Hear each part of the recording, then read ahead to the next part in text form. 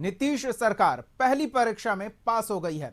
विश्वास मत में सरकार को 129 वोट मिले, वहीं विपक्ष ने वॉकआउट कर दिया।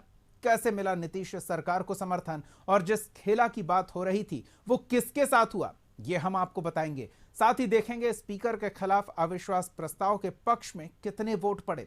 इसके अलावा देखेंगे लोकसभा चुनाव के पहले आखिरी रोजगार मेले में प्रधानमंत्री ने कितने युवाओं को दिया नियुक्ति पत्र। तो अगले आधे घंटे तक बने रहिए हमारे साथ। और सबसे पहली खबर नीतीश सरकार के विश्वास मत की। विधानसभा में वोटिंग, सत्ता पक्ष के समर्थन में 129 वोट और नीतीश सरकार पास। और इसके साथ ही लग गया तमाम अटकलों पर विराम। 28 जनवरी को नीतीश सरकार के शपथ ग्रहण के बाद से ही खेला की चर्चा थी। सत्ता पक्ष और विपक्ष दोनों के अपने दावे थे। कौन विधायक पाला बदलेगा, कौन इधर से उधर जाएगा, इसकी खूब चर्चा रही। और इसके बाद आया फैसले का दिन। पहले स्पीकर के खिलाफ अविश्वास प्रस्ताव पास किया गया और फिर सदन में नीतीश कुमार ने विश्वास प्रस्ताव पेश किया और जोरदार चर्चा हुई। पूर्व डिप्टी सीएम तेजस्वी यादव ने एक एक करके मुद्दे उठाए और सरकार पर निशाना साधा। तो नीतीश कुमार ने सवाल उठा दिया कि विपक्ष ने विधायकों को खरीदने की कोशिश की, जिसकी जांच होगी। इतना ज्यादा 7 निश्चय में कितना फायदा हो गया 2016 से, और 7 निश्चय 2 में जो हमने 2021 से शुरू किया, आज कितना फायदा हुआ है। और ये सब काम इसको हम लोग जारी रखते हैं और इसी के माध्यम से बिहार का विकास होगा और समाज के हर तबके का हम लोग ध्यान रखेंगे। हम लोग कभी भी किसी के खिलाफ नहीं है। अब बाकी इन लोगों का जो कुछ भी होगा, अरे भाई हमको तो बीच में तकलीफ हो गई कि हम इन लोगों को इज्जत दिए हुए थे और हमको पता चला कि लोग कमा रहे हैं। आज तक जब ये पार्टी हम लोगों के साथ थी कभी इधर उधर नहीं किया था। अब आज शुरू हो गया, अच्छा नहीं है।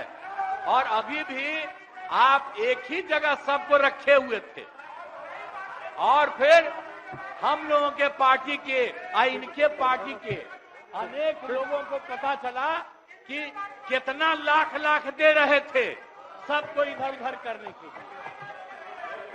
अब कहां से पैसा आया, कहां से पैसा आया, हम सबका जांच करवाएंगे, सबका जांच करवाएंगे, कोई गड़बड़ याद रखिएगा। नीतीश कुमार के ये कहते ही विपक्ष ने सदन से वॉकआउट कर दिया। लेकिन इसके पहले विपक्ष की तरफ से तेजस्वी यादव ने मोर्चा संभाला और सरकार पर तीखे वार किए।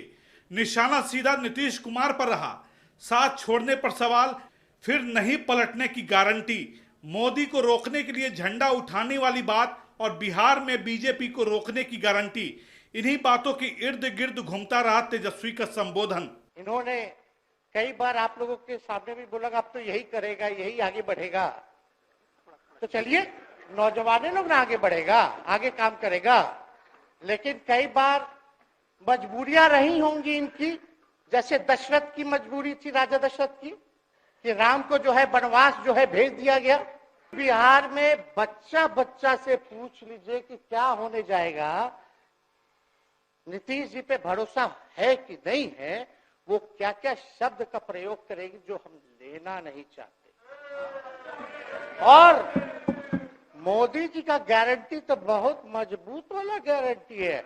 ए मोदी जी के गारंटी वालों, क्या मोदी जी गारंटी लेंगे, फिर से पलटेंगे कि नहीं पलटेंगे, जरा बता के दिखा दो, बताइए। तो मन में कभी भी शंका, आपके मन में भी हम बोलते थे कोई कंफ्यूजन होगा तो बुला करके बात कर लीजिए, दूर कर लीजिए। क्यों? क्योंकि हम आपको अपना परिवार समझते हैं। हम लोग समाजवादी परिवार के हैं मुख्यमंत्री जी। हम आप लोग को पहले सचेत कर दे रहे हैं, सचेत इस बात का करें कि महागठबंधन की सरकार तो हम लोग नहीं रहते तो फिर से मुख्यमंत्री नहीं बनते। लेकिन एक बात समझिए, अगर आप लोग अभी सरकार में हैं, जो काम होगा उसका क्रेडिट नहीं लीजिएगा। तो मुख्यमंत्री जी, हम लोग 17 महीने जब थे सरकार में, तो उसका क्रेडिट क्यों ना ले? सत्ता पक्ष को 129 विधायकों का समर्थन मिला, जिनमें बीजेपी के 78, जेडीयू के 44 और एक निर्दलीय के साथ आरजेडी के 3 सदस्य भी शामिल रहे। तेजस्वी यादव ने काम का क्रेडिट देने की बात कही तो नीतीश कुमार ने भी टका सा जवाब दिया। जब आप लोग आए तो 7 निश्चय 2 का काम हो रहा था, तभी क्लेम कर रहे हैं कि आप ही किए हैं। इतने बड़े पैमाने पर सबकी नियुक्ति हो रही थी, तो शिक्षा के मंत्री कौन थे? और शिक्षा के बारे में जो तय हो गया था और वही हो रहा था, तब आप लोग आए तो जबरदस्ती शिक्षा ले लिए। एक बार कांग्रेस में शिक्षा लिया था, लेकिन इधर उधर नहीं किया। अब आप शिक्षा लिए तो अपने गड़बड़ करते थे, हर बार रोक देते थे, हर बार रोकते थे, और वही हुआ। इसीलिए ये सब बात मत करिए। विधायकों के पाला बदलने को लेकर पहले से ही अटकलें लगाई जा रही थी। कौन किसके साथ जाएगा, इस पर खूब चर्चा हुई। जब विधायक सदन में पहुंचे तो सब साफ हो गया। चेतन आनंद, नीलम देवी और प्रहलाद यादव, आरजेडी के 3 विधायक सत्ता पक्ष के समर्थन में आ गए और विपक्ष जिस खेला की बात कर रहा था वो उसके साथ ही हो गया। प्रस्ताव के समर्थन में बोलते हुए डिप्टी सीएम सम्राट चौधरी ने विपक्ष पर तंज कसा। साथ ही विधायकों ने भी बताया कि दूसरे पक्ष में जाने की वजह क्या रही। खेला हो गया ना, और आपको स्पष्ट तौर पर बताता हूं, ये जो 5 विधायक हमारे गायब हुए हैं ना, एक एक का इलाज करूंगा, गलतफहमी में मत रहिएगा। जो गुंडागर्दी हुआ है ना, एक एक विभाग का फाइल खुलेगा और सबकी जांच कराने का काम किया जाएगा। मैं जानता हूं क्या भ्रष्टाचार हुआ है, ये सब पता चलेगा। इसलिए आज विश्वास मत में पूरी भारतीय जनता पार्टी आदरणीय देश के प्रधानमंत्री नरेंद्र मोदी जी के नेतृत्व में और बिहार में आदरणीय मुख्यमंत्री नीतीश कुमार जी के नेतृत्व में पूर्ण भरोसा करती है। अपने भाषण में तेजस्वी यादव ने नीतीश से यह भी पूछा था कि इस बार साथ क्यों छोड़ा, तो इसका जवाब सत्ता पक्ष की तरफ से दिया गया। साथ ही यह भी बताया गया कि भ्रष्टाचार के खिलाफ एक्शन होगा। मत ले रहे, सरकार नई भले है, लेकिन गठबंधन पुराना है, समझदारी पुरानी है, हमारा समझौता पुराना है, और बिहार के जनता का तो आशीर्वाद हमने इसी गठबंधन के बल पर लिया था। और तेजस्वी जी भी जानते हैं कि इस विधानसभा का गठन जो है, इस विधानसभा का गठन भी इसी गठबंधन के आधार पर हुआ था 2020 में। तो ये क्या नया गठबंधन है महोदय, ये तो सबसे पुराना गठबंधन है। नीतीश सरकार पहली परीक्षा में पास हो गई है और अब सबकी नजरें रहेगी मंत्रिमंडल विस्तार पर। बीजेपी और जेडीयू में मंत्री पद का बंटवारा हो चुका है और अब नजरें टिकी हैं कि मंत्रिमंडल में किन चेहरों को जगह मिलती है। ब्यूरो रिपोर्ट, कशिश न्यूज। सरकार के विश्वास मत के पहले स्पीकर के खिलाफ अविश्वास प्रस्ताव लाया गया, जो पास हो गया। प्रस्ताव के पक्ष में 125 वोट पड़े, जबकि विपक्ष में सिर्फ 112 वोट ही पड़े। अवध बिहारी चौधरी अब विधानसभा के अध्यक्ष नहीं रहे। नए अध्यक्ष के लिए नाम का ऐलान हो चुका है। बीजेपी विधायक नंदकिशोर यादव अध्यक्ष पद के लिए पर्चा भरेंगे। सदन की कार्यवाही शुरू होते ही सबसे पहले राज्यपाल का अभिभाषण हुआ और इसके बाद स्पीकर अवध बिहारी चौधरी को हटाने के लिए अविश्वास प्रस्ताव पेश किया गया। शुरू में सदन में माहौल काफी अच्छा दिखा। तेजस्वी यादव, नीतीश कुमार और सम्राट चौधरी किसी बात पर हंसते दिखे, लेकिन बाद में जमकर बयानों के भी तीर चले। सरकार बदलने के बाद ही सत्ता पक्ष ने स्पीकर के खिलाफ अविश्वास प्रस्ताव लाया था, जिसे आज सदन में पेश किया गया। अवध बिहारी चौधरी आसन से हटे और डिप्टी स्पीकर महेश्वर हजारी ने सदन का संचालन किया। अवध बिहारी चौधरी ने नियमों का हवाला दिया। विधानसभा की प्रक्रिया तथा कार्य संचालन नियमावली में निहित नियम, प्रावधान तथा संसदीय परंपराओं के अनुरूप ही सदन का संचालन करने में अपनी भूमिका निभाई है। राजनीति तो आंकड़ों का खेल है। सभा आएगी, सत्ता आएगी, जाएगी। लोकतंत्र की इस मंदिर की सार्वभौमिकता और सम्मान सदा बरकरार रहेगा। कल जो था वो आज नहीं है, आज जो है वो कल नहीं रहेगा। मुझे आपसे सदन से निर्वाचित कर जो संसदीय दायित्व सौंपा था उसका मैंने पूरा निष्ठा, कर्तव्य परायणता और ईमानदारी से निर्वहन किया है। मैं सदन के सभी सदस्यों के सुखद जीवन की कामना करता हूं। सबके नजर इस बात पर टिकी थी कि स्पीकर के पक्ष में कितने वोट पड़ते हैं और विपक्ष जिस खेला की बात कर रहा है उसमें कितना दम है। पहले ध्वनिमत से स्पीकर के खिलाफ अविश्वास प्रस्ताव पास होने की बात कही गई। माननीय सदस्यगण, मैं एक बार फिर से इस प्रस्ताव को रखता हूं। वर्तमान माननीय अध्यक्ष बिहार विधानसभा को उनके पद से हटाने हेतु संकल्प का प्रस्ताव प्रस्तुत किया गया है।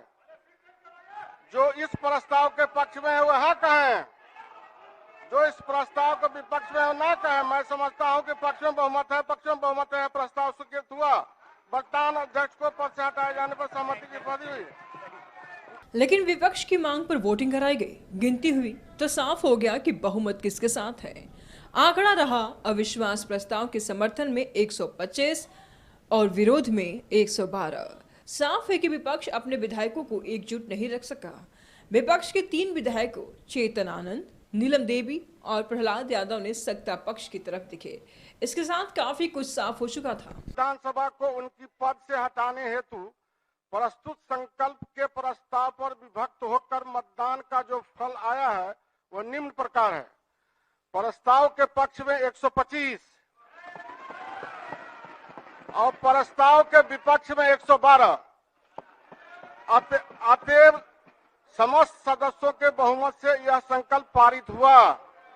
अतएव यह प्रस्ताव स्वीकृत हुआ। वर्तमान अध्यक्ष को पद से हटाए जाने पर सभा की सहमति हुई।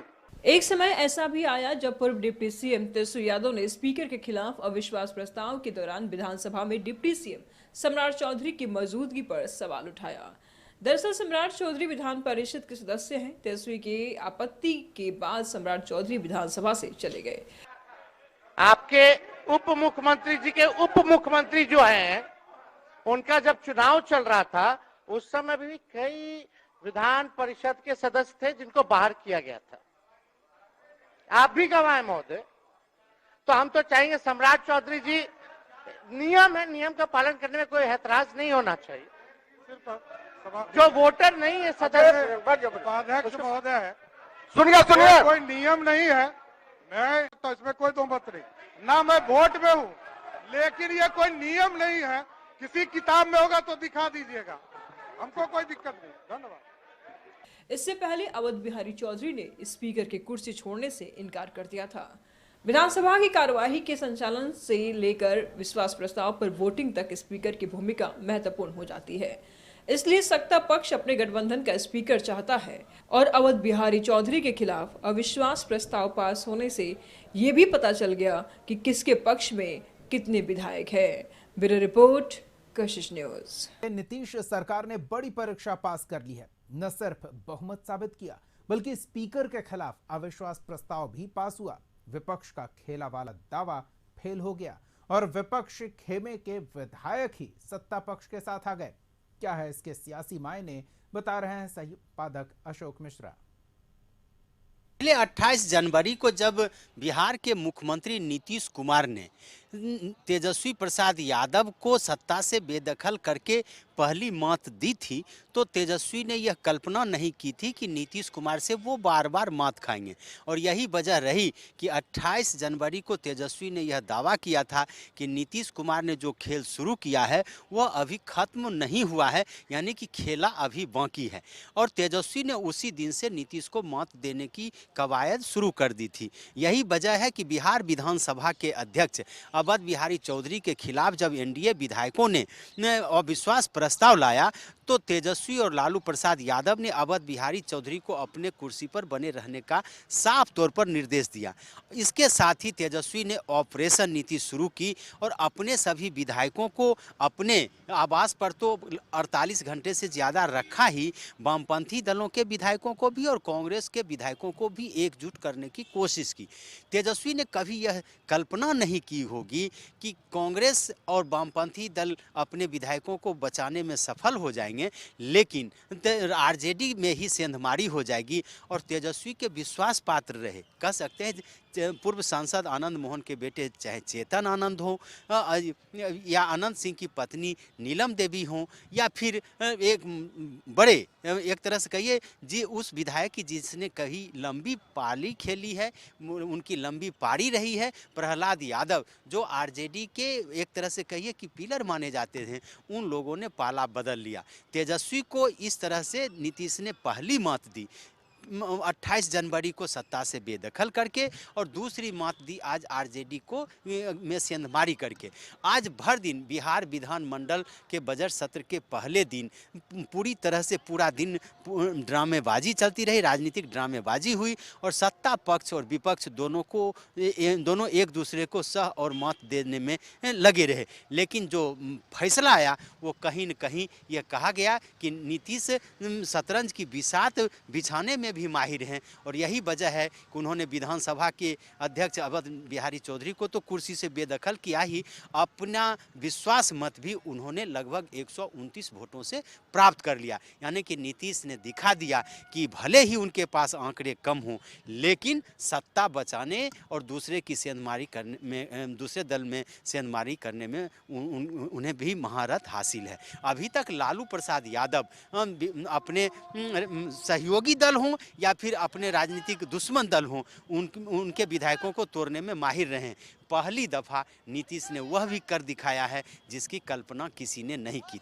इस तरह से आज विश्वास मत लेकर के नीतीश ने यह साबित कर दिया कि भले ही विधानसभा में आंकड़ों के खेल में सत्ता पक्ष और विपक्ष के बीच नेक टू नेक फाइट था, लेकिन नीतीश पूरी तरह से पहले की तरह विजेता बन के उभरे हैं और इस आज की जो घटना घटी है उससे कहीं न कहीं आरजेडी को बड़ा झटका लगा है, जिसका असर पूरे विधानमंडल सत्र में देखने को मिलेगा। लेकिन जो सबसे बड़ी बात है कि सत्ता पक्ष और विपक्ष ने आज दोनों पर एक दूसरे पर हमला किया। तेजस्वी ने जहां नीतीश सरकार और नीतीश कुमार की पोल खोल के रख दी, तो दूसरी तरफ सम्राट चौधरी और नीतीश कुमार ने तेजस्वी को चेतावनी दी है कि उन्होंने जो गड़बड़ किया है उसकी जांच कराएंगे। यानी कि अब सत्ता पक्ष और विपक्ष के बीच जो टकराव है वो और बढ़ेगा। अगर किसी कारण से तेजस्वी के नेतृत्व में जो आरजेडी विधायक मंत्री थे, या यह कह सकते हैं कि पिछले गठबंधन की सरकार में आरजेडी के मंत्रियों की अगर फाइल खुलती है